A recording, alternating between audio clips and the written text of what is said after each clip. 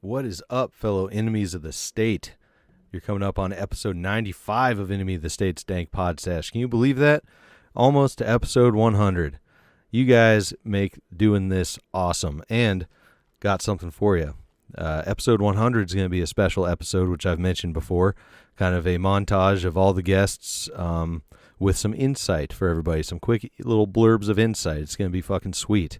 Also, after episode 100, I guess this will be the official announcement. I've mentioned it before, but looking at a rebrand. Some exciting stuff to follow concerning that, and I'll keep you all updated as I get some of this stuff in. So stuff to look forward to. It's going to be fun. But before we get into this episode, let me thank my Dank Podstash super supporters, Maxwell, Dave, and Dennis. You guys keep this thing going. You're making the rebrand idea flow smoothly with your support. I'm fucking loving it. Thank you to everyone on the Patreon. And if you can swing it right now, I'd appreciate your support on Patreon as well. Any kind of support's always great. Like, share, subscribes, all that stuff. Love it. Thanks, everybody, just for listening. It's fucking wonderful. Also, the Dank Podstash is officially sponsored by Project Sparta. Now's the time to get healthy and in shape, and Greg Papanicholas is going to get you there. He's going to get you there with personalized meal plans, training, group support, and tons of amazing fitness and motivational resources and knowledge, including the Project Sparta Facebook group. You can go to projectspartacoaching.com and learn more about Greg's work and get started on your path to health. In this crazy world we're living in, our health is more important than ever. Get up, start learning, communicating, training. One of the most important and often neglected things in life is your physical health. Get to projectspartacoaching.com now and get after it. Huge shout out to Voluntary Apothecary. Voluntary Apothecary is here to fulfill all of your beard care needs. They carry beard oil, mustache wax, beard butter, and more. I only use their beard care products, and I fucking love them. You can check out their amazing products at voluntарyapothecary.com, and you guys, the listeners of the show, can take 10% off your order there with code DANK at checkout. Do it. The stuff is awesome. One more thing, the Dank Podstash is teamed up with Road to Anarchy for a monthly newsletter and more. Road to Anarchy is an online magazine connecting groups of voluntary individuals who are looking to increase their freedom from the state. Becoming more self-reliant and developing a better focus on becoming a productive individual is the only mission. The only division is against the state. No matter your flavor of anarchy, finding your road to anarchy is the first step to progress. The time is now to put our individual differences aside, join up, and create change. You can go to roadtoanarchy.com to sign up for the monthly zine or to patreon.com/thedankpodstash and get signed up with any tier of support. Check out the Road to Anarchy Facebook page and groups to connect with other individuals on the road to anarchy. Where is your road taking to? And now, get ready to feast your ear holes on episode 95 with the homie Jason Boothe. Jason Boothe is back again. He runs a huge, awesome Facebook page called A Wolf in a Sheeple's World, and he also co-hosts the Anarchy Among Friends roundtable discussion and does some work with Shane Radliff over at the Vonu Cast. So, here we go. Enjoy. Enemy of the state. An enemy of the state. Enemy of the state. Dank Podstash. You're listening to Enemy of the State's Dank Podstash. Check out thedankpodstash.com to find every episode of the Dank Podstash, links to support the show via our BitBacker and Patreon, Dank Podstash merchandise, and much more. If you'd like to advertise on the Dank Podstash, email us at dankpodstash@gmail.com.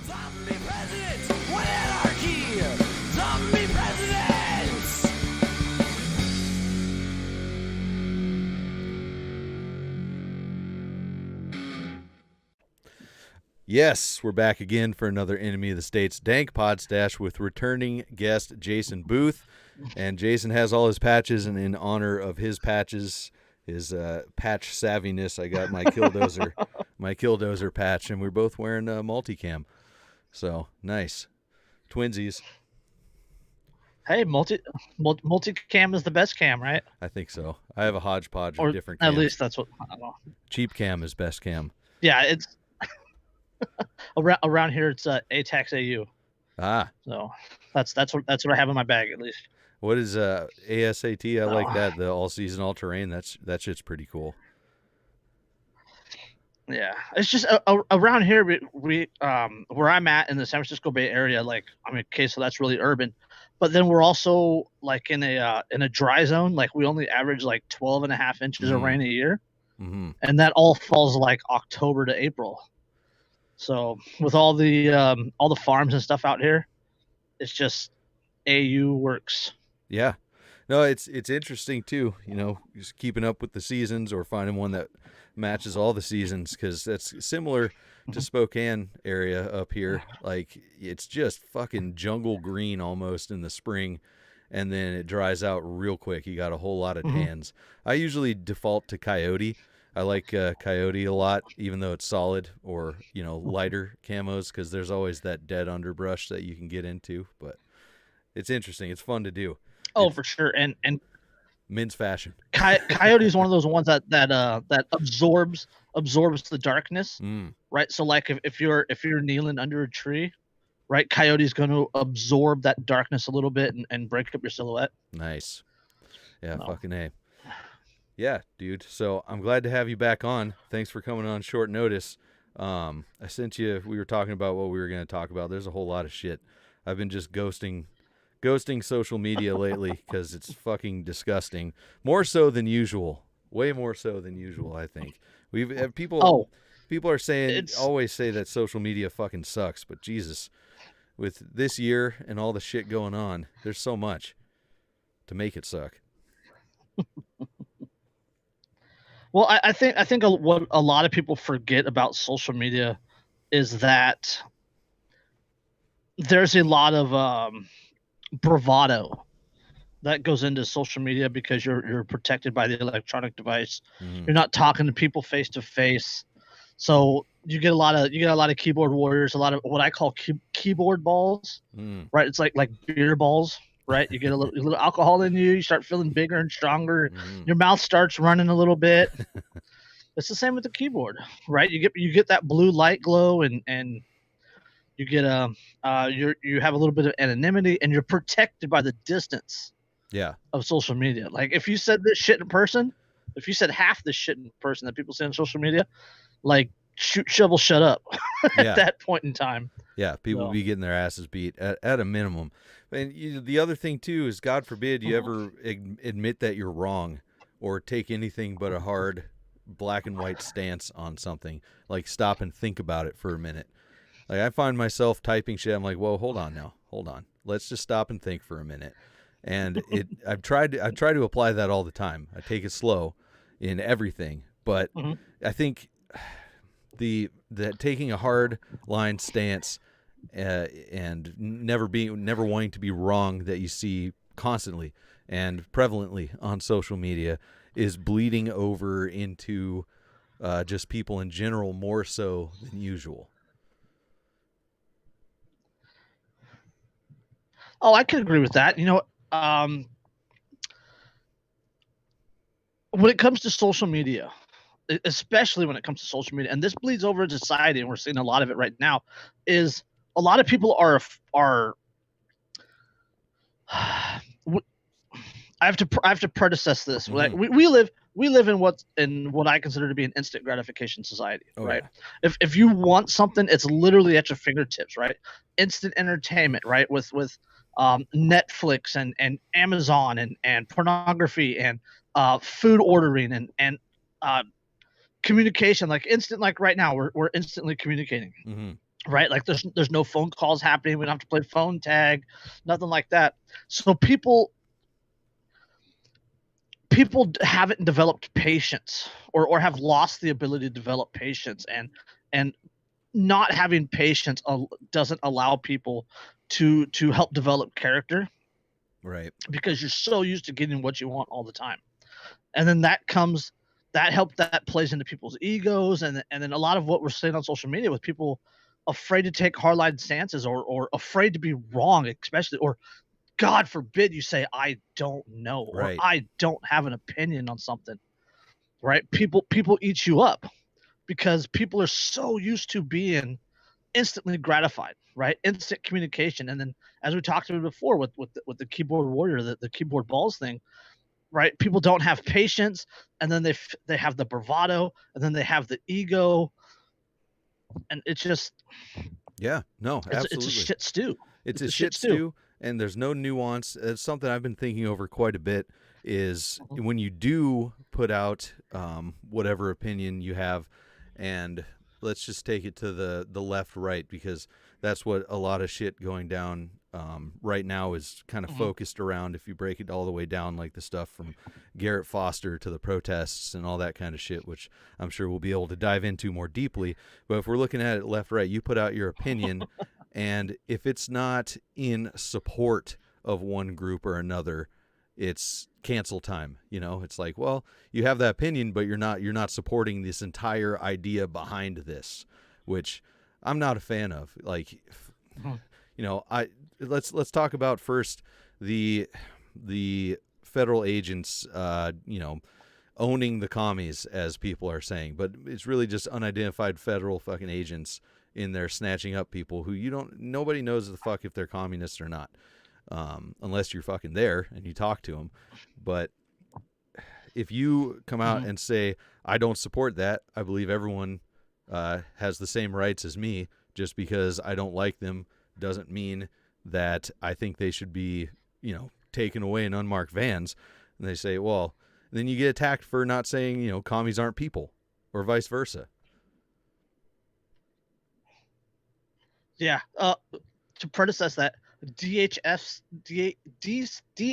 chief says his federal agents are proactively arresting people in Portland. Imagine that. Proactively, not in response to them doing something, right? But arresting them before they can do something. That is some Minority Report bullshit. Yep. Right. And then, like, we could go into that piece of paper with the Constitution and like innocent until proven guilty and all that good stuff, but there's no need to travel down that, even to go down that road when you break things down to first principle. And that's where a lot of people on this subject are wrong. Because they take this attitude that they hate the commies more than they love freedom. Right. They support their enemy being oppressed by their enemy. Right. Well, which, you brought up the phrase, I don't know, being brave enough or smart enough to say, I don't know in all of these times. You can also just say no. No is a strong thing as well. You say, I don't support these people being taken. And like, okay, so you support our cause if you're talking to someone who's, fuck. In general, let's say Antifa. I don't support these people being taken, and someone from Antifa is like, oh, okay, so you support our cause. It's like, no, I don't. It's that you can say that too.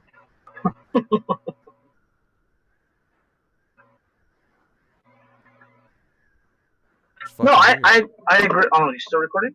Yeah, we're still recording. Still I think you swapped mics somehow. Oh, okay. No, I didn't swap mics. It was just a delay or something. Oh, okay. Weird. Yeah, your mic got super echoey and tinny. It doesn't sound like the same mic. Oh.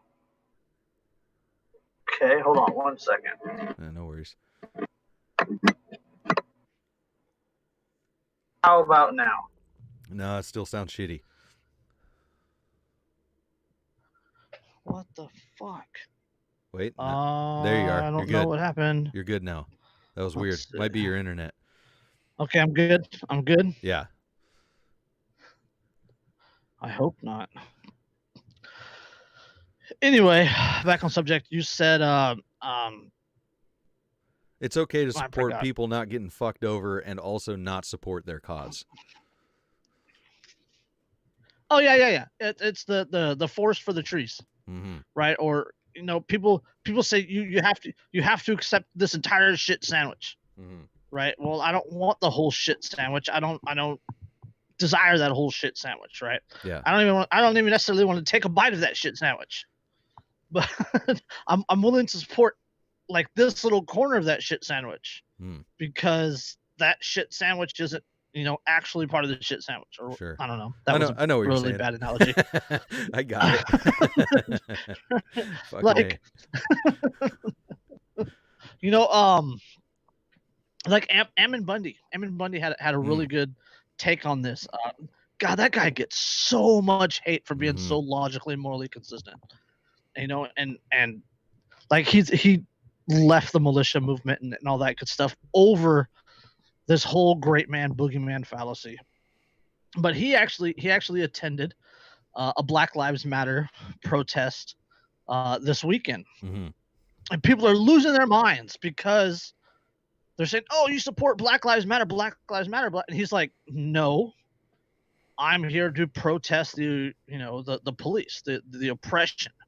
Right, like, and if you don't like, and he has a line where he says, like, if you don't think the police are oppressive, then you really need to stop and reevaluate or something like that. But right. And yeah, he's out there. He's not supporting Black Lives Matter, right? He's not supporting the Marxist organization. He's out there protesting the police. He's out there supporting freedom, because the police really are oppressive, right? The federal government is absolutely oppressive, and like you can oppose what they're doing without supporting who they're doing it to. Sure. And that's where I stand on this. And even to a degree, I don't really have any issue with Antifa, because if the government was out of the way, Antifa can't rule over me. Sure. Right? I mean, if there's no government, who are they going to beg to do their bidding? So, but yeah, that's where I stand on it. Is I don't agree with what the federal government's doing. I don't necessarily support who they're doing it to, but like I support freedom more than I dislike this organization. Well, and we can even go deeper with what you said about Antifa. You don't support the government doing shit to them, but you don't support what they're doing. Damn, I got a fucking major brain fart. But that's an interesting one, because you get contagious. Yeah, you'll get fucking crucified for even just saying that sometimes, depending on where you're saying it online. Okay, that's what you're saying. I support them being able to do what they're doing without getting fucked with by the government, pretty much, right? That's a stance you can have. You can also say, I don't fucking support what they're doing. I don't like them, even if government is out of the fucking way. Like, I don't want that to become an eventuality, something I have to worry about. But that's just a stance you can take. It's not like you can have to go after them or cheer on the government coming after them or anything like that. It's just, it's really fucking weird looking at these tribal lines that are drawn, I think, naturally, just through how we are as humans. Well, the tribal lines, like you can go tribal. You can talk about culture, right? No, I don't mean ethno-state bullshit culture. I mean like personal principles culture. And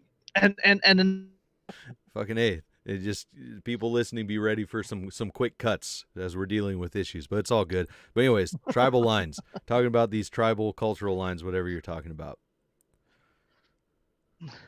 Yeah. There's been studies done before in the United States that the United States has like 7 or 9 distinct quote unquote cultures. And like, when you have a mixture of cultures like that, you can't have one government to rule them all, because what X wants isn't what Y wants, isn't what Z wants, is oppressive to A, is oppressive to B, etc. So the other thing I wanted to get into on that was this culture that they have up there in Seattle and Portland and the PNW. It's entirely different than you'll find in Alabama, right, or Michigan, or freaking Wyoming. It's literally the opposite of what you'll find in Wyoming, well, yeah, etc. But Pacific Northwest, even over to the inland Northwest, is different massively. Yeah, the between the mountains and the coast is entirely different between the coast, or between the mountains and the Idaho line. So, and that's the same with like rural Oregon and rural California. Like, and people think California, they think beaches and palm trees and pedophiles in Hollywood. once you get out of the Hollywood, once you get out away from LA and away from San Francisco, Yeah. like California is like largely conservative, Yep. and even like libertarian up on the coast. So Mhm. on the North Coast at least. Yeah, you're right. It's just one thing that okay. So it's one, you can't rule that with one thing, and it shouldn't be ruled anyways. It should be some choice to it. So this is another thing Yeah. I've just been thinking about constantly. And your patch right there on your mic, armed abolitionists. We want to abolish shit, right? And I was thinking even more secession, right? How are we gonna do? How do we secede without asking the state to? Because that's something that I've been listening to a lot of hardcore history with Dan Carlin and some other shit, and I believe in it. My belief on power is in line with stuff he's said and many other people have said. Power isn't given; it's taken. So if you're petitioning the state to abolish this and that, or to secede, or whatever, First of all, I don't think that's going to work. Second of all, is it real if you're like, hey, can I be free, please? And they're like, yeah, sure. Freedom is unconstitutional. Yeah. Let's just put that out there right now. Freedom is unconstitutional. And second to that, like unless, and we're getting into some Brandenburg v. Ohio territory, 1969, when I start talking about this. Unless you have the ability and the willingness to adamantly defend yourself, you exist at the permission of the state. Right. And I don't mean carrying a Glock 17 or a Glock 19. I don't mean having a rifle in your go bag.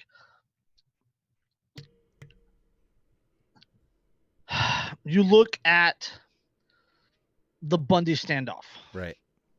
Right. A lot of people say, "Oh, they backed off because of the guns and blah blah blah blah." No, they didn't back off because they were armed people.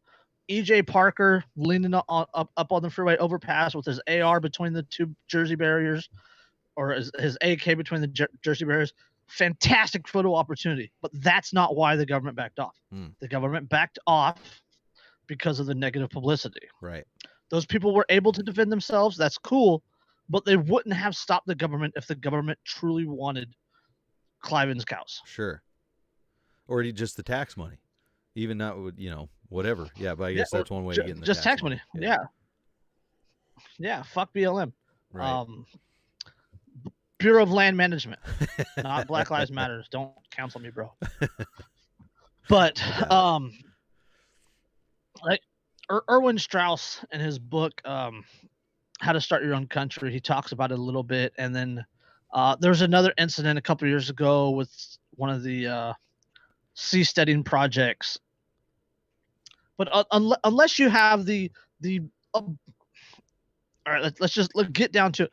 Unless you have like recreational McNukes, right, and are willing to use it against the government, then you exist at permission of the government. Right. Right. If you want your little piece of land, right? If you, perfect example, right?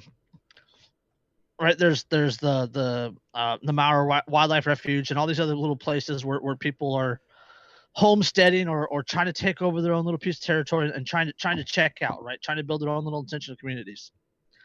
Unless that intentional community has the ability to truly repeal and even defeat the government, then you're not free, right? You exist at the behest of the government or the permission of the government, right? No. So okay, unless you got a nuke and are willing to use deeper. You can't be free. You're saying repeal and defeat. We can get defeat pretty easily. We know what that is, whether it's by force, ideal, whatever. So repeal. That's what I'm trying to dig into here. Repeal the government. How? Are we talking through courts? Well, no.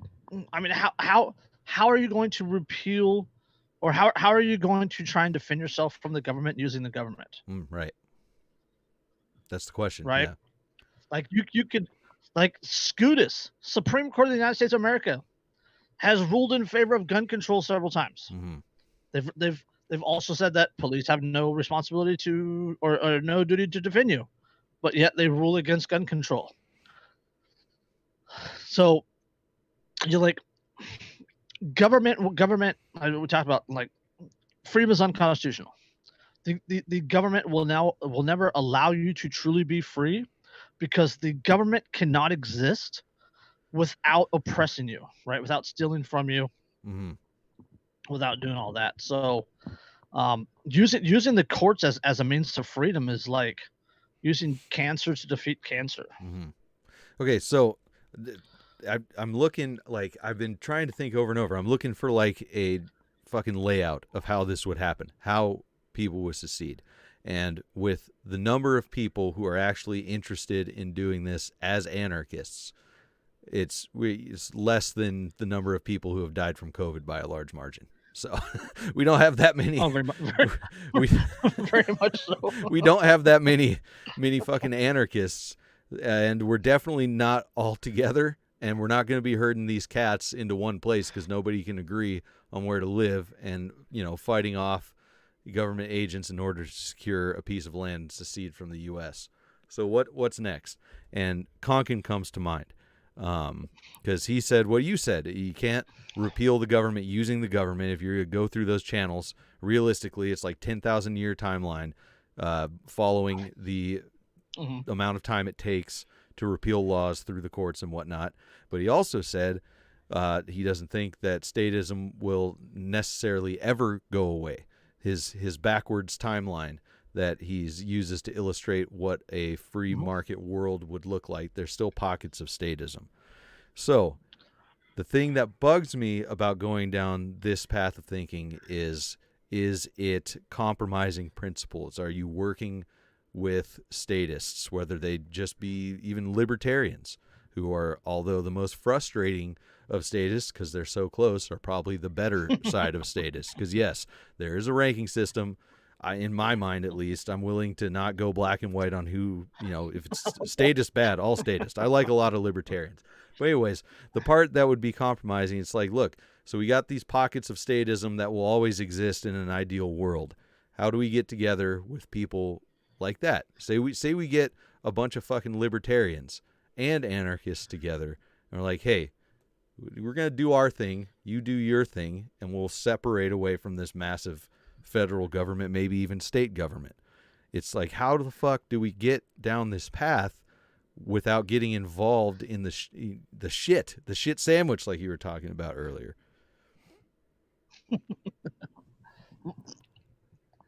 I've actually had this conversation before, and one of the issues with libertarians and anarchists, again, is ego, right? There's a lot of people that say they're anarchists or libertarians aren't actually anarchists or libertarians, right? They're still statists, but they traded political parties for economic systems. And a lot of these people came to this decision based on ego, right? With the faux moral superiority, or they came to the position out of anger for the current systems, and once they reach, like, ANCAP or libertarian, and then they stop learning, right, because they feel like they've reached the pinnacle, and they don't continue down that train to. They don't go to Proudhon and Karl Hess and Auburn Herbert and get to the point where they reach like true voluntarism and Black Flag and all this other stuff. So a lot of the people that we would quote unquote are quote unquote allies really technically aren't allies, right? It's again a different culture. Like you're a voluntarist. You don't care what XYZ does as long as they don't push it on you or harm other people and all this other stuff. So you and I have a different culture, right? We have a different philosophy than some of these ANCAPs than a lot of libertarians. And so it's the old adage about herding cats. This is really where it comes into play, because a lot of these people that they have their own ideas, their own principles, their own egos, and it's really hard to organize these people, right? So So creating some sort of large scale libertarian community, it's like hitting the lottery, Sure. if that's possible. So I don't see it happening on a large scale. And second to that, if it were to happen on a large scale, it's going to attract the attention of the federal government and of the Right. states, and then you get into that defense situation, and if you don't have the ability to actually defend XYZ, then you exist at permission state. So like I see the way to do it. Like there's really 2 or 3 ways that I see to do it, and one of those is actually using the state, Mm-hmm. and that is to create your own little faux state, right? New Hampshire with the Free State Project, Right. they moved there and try to get libertarians to move there and try to overload the vote and decrease laws that way. And congratulations, you guys can drive flying cars on the road now, but you still have one of the highest property taxes in the nation. Right. Right? You're not really winning up there. And this goes back to a conversation we had with Shane Radliff and Shane Radliff and Andrew and Paul Gordon, Yeah. where we talked about creating our own little faux state and having our own little libertarian anarchist sheriff and our own little libertarian anarchist council. And like even that is like, it's still using the state, but it's like creating an umbrella, right? Look, we're the state, and then underneath it's all this freedom. Right. So I mean that's a possibility, but that has to be on like a really small scale in the middle of bumfuck nowhere with no real value to the state or the federal government.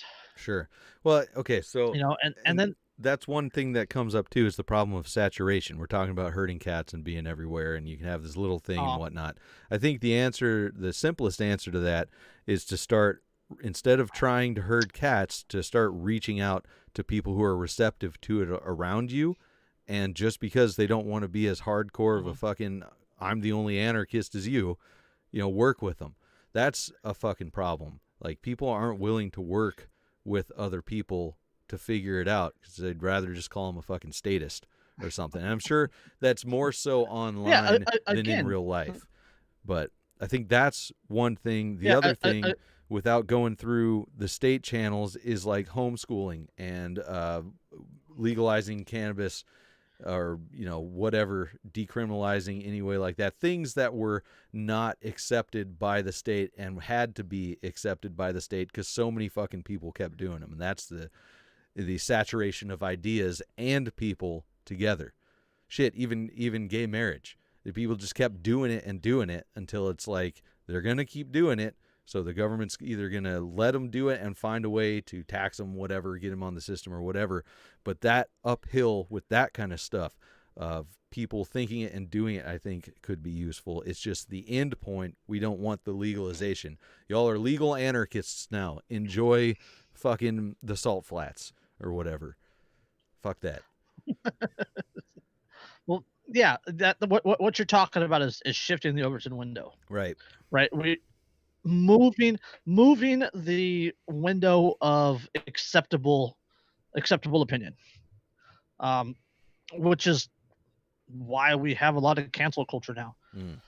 But what you're talking about is shifting the window of shifting the Overton window.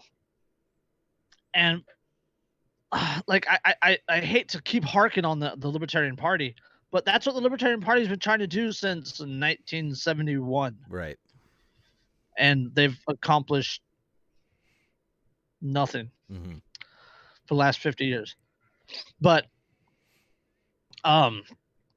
create that little faux state, yeah, it's using the state, right? I mean, but it's an idea. It puts the idea out there, it creates food for thought, and people can pick and choose and dig on it, right? I mean, like like the ideas of trying to accomplish freedom, like it's not a new thing, right? You've talked to Shane Radliff about Vonu and all those other things. Like there was an idea in the 1970s to literally herd icebergs, right? To gather an iceberg and move it and move and move it to a shallow reef, and then like collect the fresh water as it melted and ship that to the Middle East and collect the off gases and sell those. Right.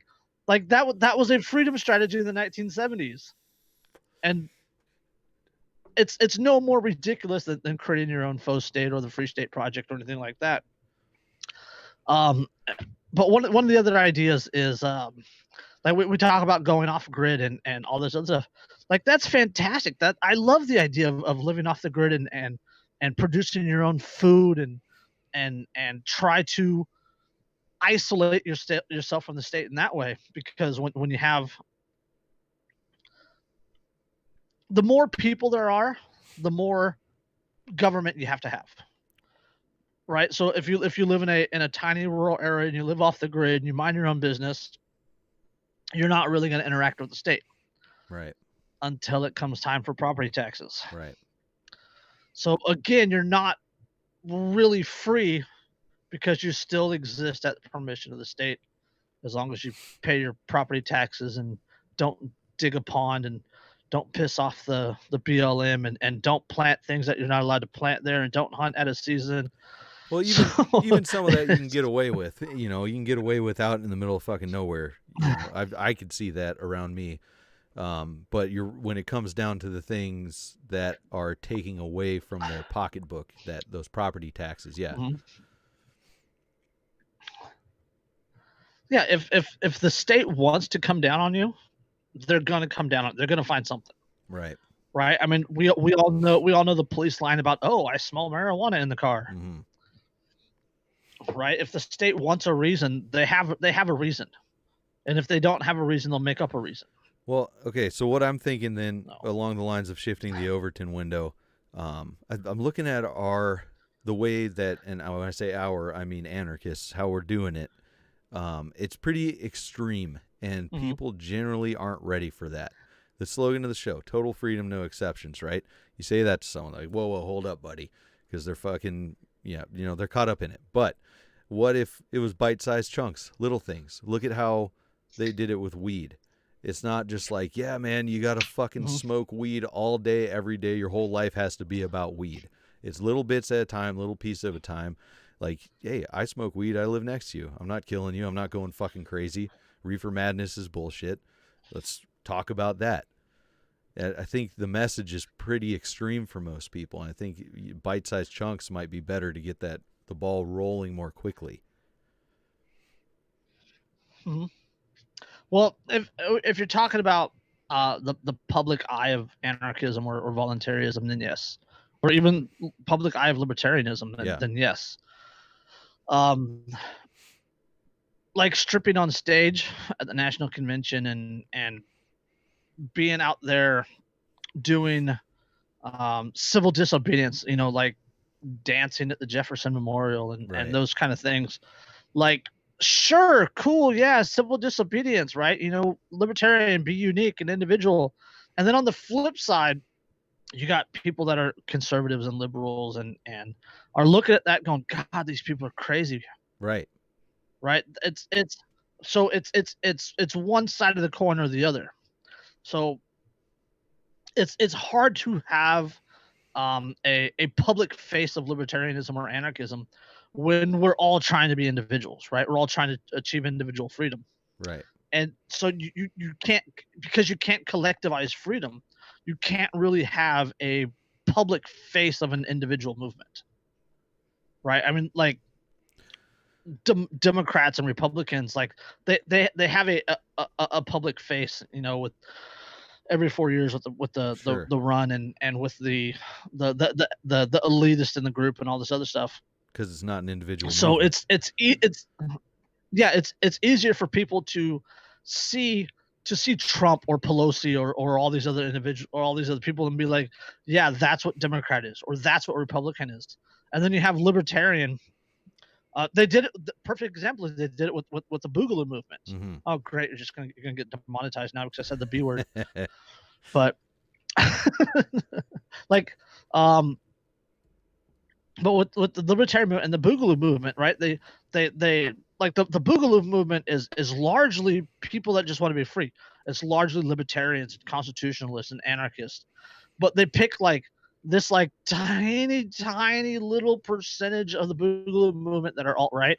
Right. And they're like, oh, look, they're Nazis. And then there's like 700 articles about them being Nazis and alt-right and race war and all this other stuff. And that's how they Sure. kind of killed the movement. Well, and talking about right, and they do the same thing with libertarian. Yeah, they do. And talking about like the extremes that you see from libertarians and anarchists and stuff, the two sides of that coin you were talking about. Even if you're a libertarian that wants to be serious and win elections and stuff, and I think that right now with Joe Jorgensen is probably the most serious they've been throwing themselves at this. And you're talking about abolishing 10 or more different agencies the first day you're in the White House. First of all, if you want to be that fucking person who's winning elections and you want to appeal to the masses because that's what you need to get fucking votes, the masses are going to look at that and be like, that's fucking crazy. What the fuck are you talking about? It's just bad. It's like you said, it's not an individual movement. It's for a group. They're pandering to other libertarians.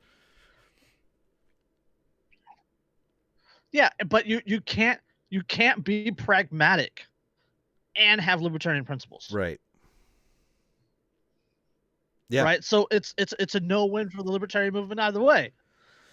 Right. And going back to Joe, look, Joe was on one of the podcasts with some Boogaloo boys, right? A couple of page admins or whatnot that came on and each asked her a question, and the media ran with it. Right. I saw the article about her being on with the Boogaloo boys, like the Washington Examiner and saw it on like the Guardian and a couple other places. Oh my God, libertarian presidential candidate. She's on, a podcast with Boogaloo boys. So, I mean, it's hard to have, I would say almost impossible to have a truly principled political run and appeal to a wide variety of non-believers. Sure. Right. That's what we're talking about. We're talking about the moderates, the Republicans, the Democrats. It's hard for libertarian principles to apply to those people without being pragmatic. But if you're being pragmatic, then you're not sticking to your principles.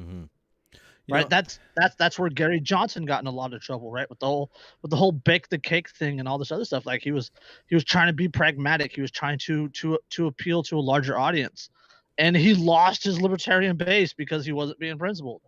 Right. And I'm not saying that well, I'm not sure what I'm saying here, but I was thinking about Joe Jorgensen tweeting the fucking first, what she tweet, the support for Black Lives Matter and what people assumed was the organization. And the other thing was, I think maybe it was in the same tweet, but it's not enough to be against racism. You have to be actively anti-racist or whatever. Actively anti-racist? Same thing. Jesus. Same exact thing. As Gary Johnson. And that's not necessarily bad ideas, but fuck. Well, and there's a lot that we can go into that one, like where like racism technically is a libertarian principle as long as you're not trying to force it on other people. Right. So you can be racist, you can be sexist, you can be homophobic, you can be transphobic and still be a libertarian as long as you're not trying to force that on other people. Right. So for her to do that again, that was her trying to be pragmatic and appeal to a larger audience and try to draw people in to say, hey, this person is supporting blah blah blah blah blah. Let's go look at her. When it lost her a lot of libertarian and anarchist supporters. Okay, I want you to go like deeper into pragmatism in general, because it's something that's always kind of bugged me looking at the definition versus how we use it when we're talking about this kind of stuff. It's like, being fucking pragmatic, SpongeBob font, chicken SpongeBob, and because it's not being principled. But looking at just the definition, pragmatism is an approach that assesses the truth or meaning of theories or beliefs in terms of the success of their practical application. That sounds reasonable. That sounds like exploring your ideas and see if it's going to work practically. Well, again, this goes back to the we talked about earlier. There was something in my Facebook memories. It was a quote from Ben Stone. He said that if you can compromise your principles, if you compromise your principle to achieve a goal, you never had a principle. Right. Right. And when you start talking about pragmatism,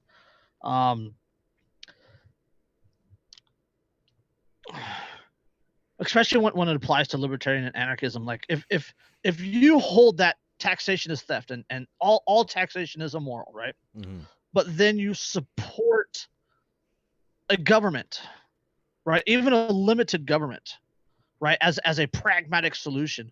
Well, you're going against your principle, right? Because government cannot exist without taxation, right? Government cannot exist without cracking down on individual freedoms. Right. So you can't hold the idea that taxation is theft, but pragmatically go, oh, but if we had this limited government, it would be better and it would be okay. Well, no, because that's a cognitive dissonance. You're right. You're holding two different views that don't jive.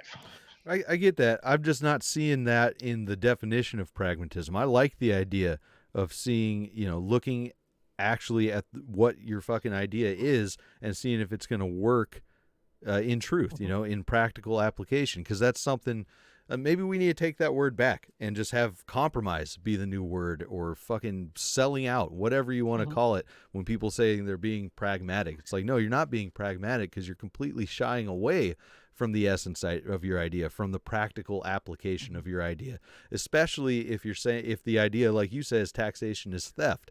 If you move any way away from that, you're not being pragmatic, you're abandoning it. I think there's a big difference, and I think that pragmatism is good for analyzing ideas in this pure definition sense. I could be talking out of my ass, who fucking knows? But I don't think that compromise, from anarchism to a big L libertarian in any form, philosophically, whatever, is pragmatism. I think it's compromise. It's concession. I have no issue with that. I agree completely on that. But again, when we're talking about individuals, anarchists and libertarians, like, again, we're talking about ego. We're talking about these people that have hard black and whites, right? There's not a lot of gray area when you talk to individuals. It's terrible. There should be. And on some things, I absolutely agree. On some things, there absolutely should be some gray areas, because that's you as an individual, right? You have your own history, your own thoughts, your own dreams, your own interactions, your own train of thought, right? How you think is unique to you, right? And what you think is unique to you, right? Just as what I think is unique to me. And while we have a lot of things that we would agree with, we also have things that we would disagree with, right? Sure. Does that mean that we should throw the baby out with the bathwater on that one? Absolutely not. So we have to have some gray zone for you and I to exist in the same space, right? Right. And I think on an individual level, the compromise, like you said, like we have to have some compromise in order for A and B to exist, right? For that faux state that I was talking about earlier to exist, there would have to be compromise, right? For the Free State Project to exist, right? For that to work, there has to be compromise. Right.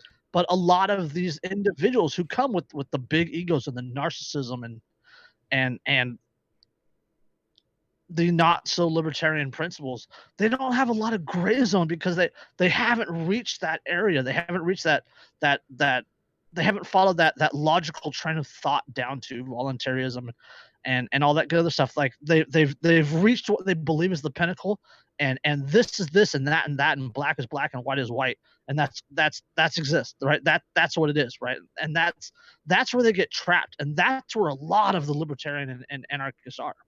Well, And that's also where a lot of the statists are, and they're a lot closer to each other than they believe. absolutely. And part of that trap, part of getting in that trap is when people, and well, let's say when I'm talking about being pragmatic and looking at the practical application of these ideas, I'm not saying looking at anarchy, like that blanket fucking term, and looking at the practical application. There's so many different fucking ideas under that umbrella. And if you suggest analyzing anarchy, people are like, "Oh, as a whole, fuck you, statist." No, look at all the different fucking angles of attack we have with anarchy and philosophy and the practical applications, and think if they're actually gonna work. It's okay to abandon the ones that don't work. One of the ones I'm having major trouble thinking that is working right now is the selling the moral approach, the moral idea of anarchy. It's fucking preachy from some of the fucking voices that are out there. And people don't give a fuck because they don't want to be told how to be moral, like how to change their fucking code. So why not teach them how to do things on the ground that happen to be anarchists that are also within a good set of morals, good beings. You know what I'm fucking saying. There's fucking getting lost in the weeds. You're going to talk about what's subjective or not with good and bad and all this shit. But it's like you have to be a moral person versus, hey, what's why you don't have to send any taxes from that garage sale. You're fine doing that. There's a big area of gray in here that can be worked with. Oh yeah, even morals have gray area. Yeah. We're not going to get into moral relativism No. and all that good stuff. Fuck. But and Rand was wrong. But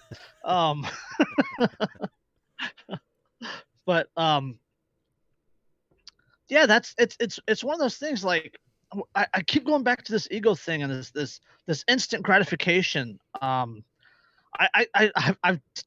temporarily dubbed it like the Walmart fallacy, right? Where these people are so used to the instant gratification that they haven't, as you said, they haven't developed nuance, right? The art of communication is largely lost in this instant gratification society.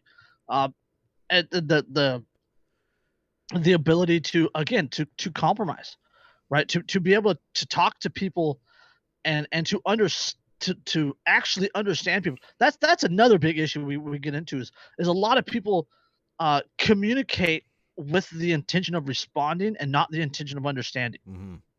Absolutely. And that's a huge big issue that causes a lot of these problems also. But brain fart's contagious. Well, I got something. I think the instant gratification and that fucking dopamine rush you get when you're online and you say something, profoundly anarchist, whether or not it's an original idea or parroted, which fucking spoiler alert, most of them are fucking parroted, these Facebook posts from everybody, myself included. It's giving you that instant gratification. It's that ding, ding, ding, there's your dopamine when all your anarchist friends like it. It's a lot harder to talk with people, especially online, who don't agree with you, and like you said, be there to listen and not respond and find that nuance, find that gray area, find a way to work together. And it's fucking even easier in real life. People are scared of going out and doing this in real life. Going out and doing this in real life has become my favorite fucking thing. I love going out and fucking talking to people. I'll end up fucking somehow anarchy always comes up and they're always interested in knowing more. They're not like, fuck you, Trump said you're a professional anarchist Antifa. They're not fucking like that. That's way bigger dopamine rush than getting likes from all your anarchist friends who are saying the same thing over and over on Facebook. Yes. One of the things that I had a large issue with, it took me, I'm not new to this, right? I'm not a young puppy. I've been arguing and doing all this stuff since 2011 when I was still in the militia movement. I started my page in 2012, so I've been at this a little while now. But one of the things that it took me a while to learn and even longer to understand is you can lead a horse to water, but you can't make them drink. Right. Right. Well, you can lead a person to knowledge, but you can't make them think. Right. You cannot reach a mind that is not first willing to admit to itself that it might be wrong.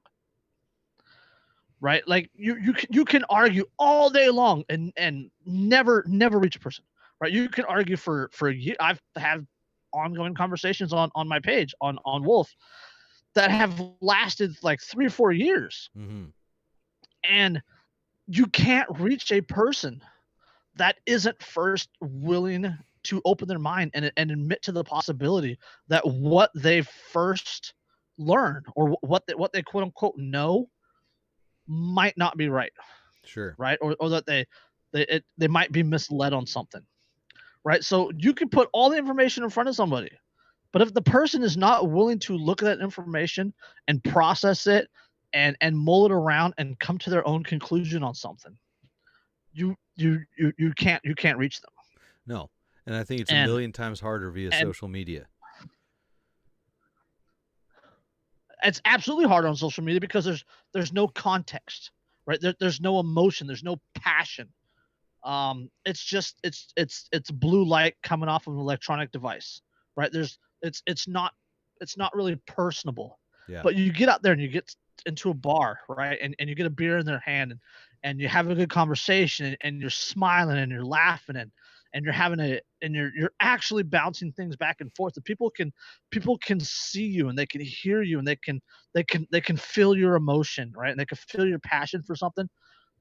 That I'll take an hour of that over 1,000 hours on social media every day of the week.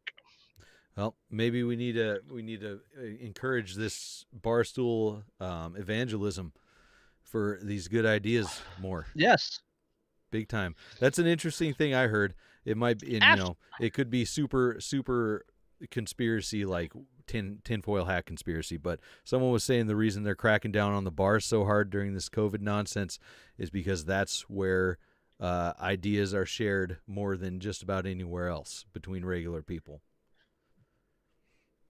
Oh, absolutely. I agree with that. Bars, barbershops, shooting facilities, that sort of thing, gyms, right? And any place that people actually congregate and talk to each other, right? That's where community is actually built. Right. Right. Like you can, like, I live in a neighborhood. My city is 133,000 people, something like that. My county is 1 million people. My little apartment complex here is like 22 apartments in the middle of a large neighborhood. Like, there's no community here. Right. There's absolutely no, like, I know like 3 of my neighbors, 4 of my neighbors. So yeah, fucking amen. There's no community here. Yeah, there's no community here. Like, if I had a flat tire, if I woke up and I had a flat tire, I don't know which of my neighbors I could turn to for help. Sure. If like in your situation where you're actually out there talking to people, right? You're actually building community. You're actually developing the culture of the area through communication, right? By shaking hands and getting to know people and seeing people's faces and hearing their voices and actually having these discussions with people. That is 1,000 times more effective than protesting or marching or voting or any of that stuff. It goes beyond just talking to them about fucking anarchy at the bar too. Like, just using this small community for an example, and what we were talking about earlier, working with status. It doesn't have to be working with them politically. Like, there's a food bank out here that my wife and I have volunteered for, and it's run by the people that we've become friends with through being in a small community. I've done work for her work, pro bono during this COVID shutdown, that kind of shit. All kinds of little things like that, just working in the community and maybe letting anarchy out of your mind for a bit, because it's coming back around to that anyways. It's community building. It's what we want, all that stuff. I think it's a lot easier to do that in a tiny community where people know each other more than in the situation that you're talking about. But you have those community centers, those barbershops, fucking bars and stuff in the place where you're at. You just got to figure out that way to make your set of people that you like in your community and whatnot more tight within that harder to work with area like you're talking about. Yeah, piggybacking on that, like, I think an anarchist has to be more than an anarchist. right? You talking to these people, right? Going to a little league game, volunteering at the food bank, helping the old lady down the street with the garden, or shaking hands at the grocery store and hanging out at the bar. Like, these people, this allows people to see who you are without being subjected to what you are. Exactly. Right? When you talk to these people and you develop social currency with these people, right? Through helping people out, and you develop the character, and you allow these people to actually understand and talk to you. They're a lot more receptible to the ideas of anarchy. Mm-hmm. Right? Like, if you just walk up to someone and go, "Hey, you want to learn about anarchy?" They're like, no, go away, weirdo. Yeah. Right? Well, it's because but if you meet someone at the food, the things you're doing if you meet someone at the to, food bank, those are ideas of anarchy. The things you're saying. So of course they're going to. Mm-hmm. Yeah, but I mean, if you were to meet someone at the food bank and you're doing your labor and this and that, and if you say something off the hand about, God, man, these people would be so much better off if the government wasn't taking so much of their money from taxes. Right? Just drop little cookies. Absolutely. Like, you don't have to come out full force. Right? I mean, yeah. No, you're right. Just little things. A little taxation is theft for a treat. Yeah, like, wear your hat with the killdozer button, with the killdozer patch on it. Yeah. People, hey, what's that? Oh, it's about this guy who was fucked over by the government and he fought back. Yeah. No, I love wearing the t-shirts from my shop to the bar, because I can wear a little bit more extreme stuff at the bar because it's a fucking bar. It's walking into the grocery store with a "fuck your candidate 2020" doesn't go over as well as it does in the local watering hole or disband the police. And you know, don't want to say it's disrespectful to do that. I don't know if that's the right word, but it's certainly not winning anybody over to walk into the grocery store with something like that. You could almost call it a form of brutalism. Mm-hmm. Right? Brutalism on the internet is when you just attack someone and just bury them in memes or ad hominems and call them welfare horse and all this other stuff. Like, I can't stand it. Like, I am adamantly opposed to brutalism. Yeah, man. If you're in a like I wouldn't walk into San Francisco wearing a MAGA hat. Right. Like, that's asking for people. Like, you're just, it's gonna upset people. It's the symbolism of it and all that stuff. Like, I wouldn't walk into Wyoming wearing a Bernie Sanders hat, right? For the same reason. You might be okay in some of the cities there, but probably not.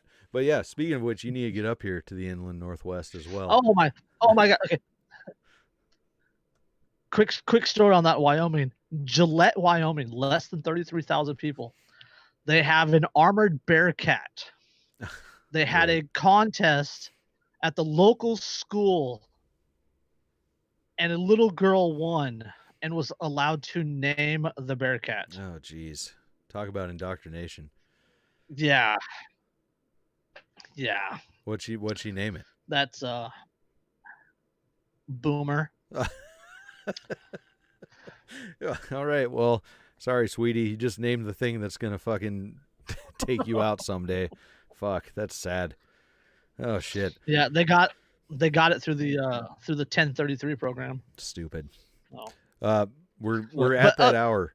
But keep going, because I don't mind going a little long. I want to hit a couple more things.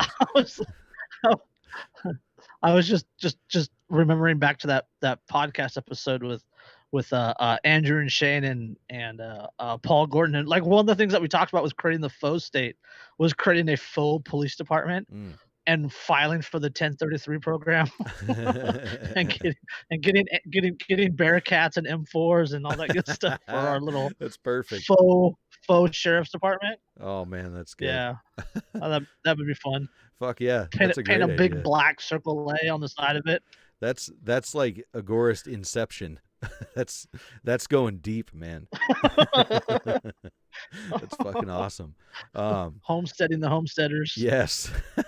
But okay, so before we cut it off at the hour, just want to say real quick, called it, you called it, I called it, pretty much every fucking anarchist called it. Fucking Trump earlier, what was it, this month or last month, saying that he was playing around with the idea of suspending the elections due to, what was it, fucking COVID concerns and shit. And now the Republican National Convention will exclude the press and renominate Trump in private for the first time in modern history, they say. And you had some thoughts on that.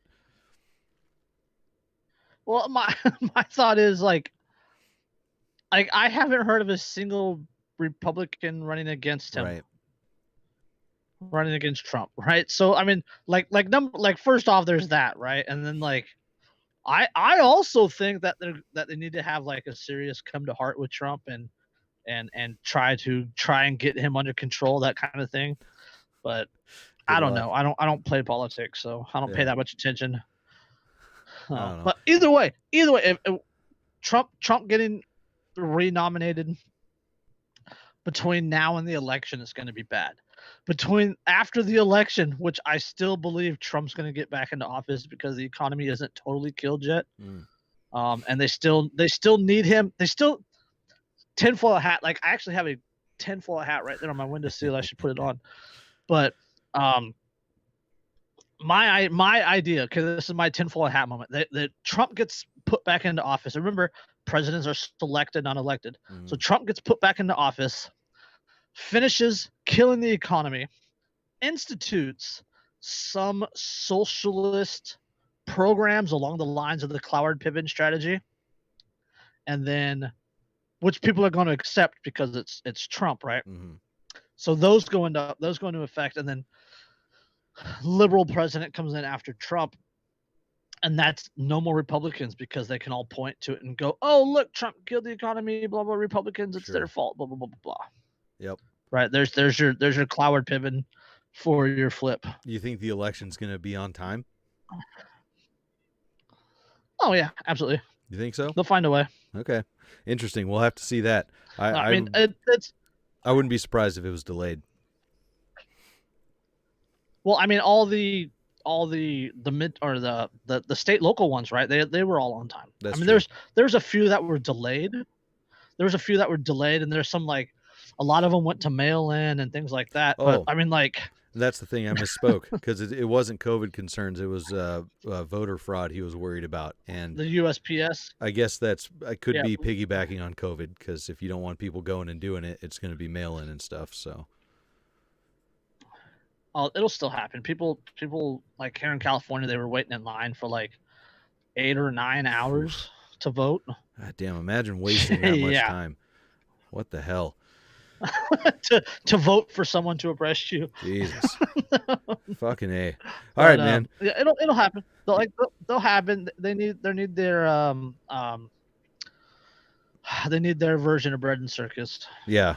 Fucking A. All right, well, let's call it a fucking show. I got so much upload time. I never jumped over to Anchor like you suggested. I'm still on Buzzsprout, but I like it.